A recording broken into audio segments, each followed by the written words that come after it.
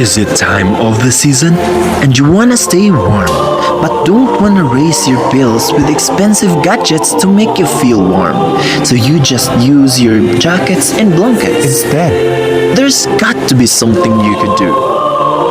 Introducing the DIY heater.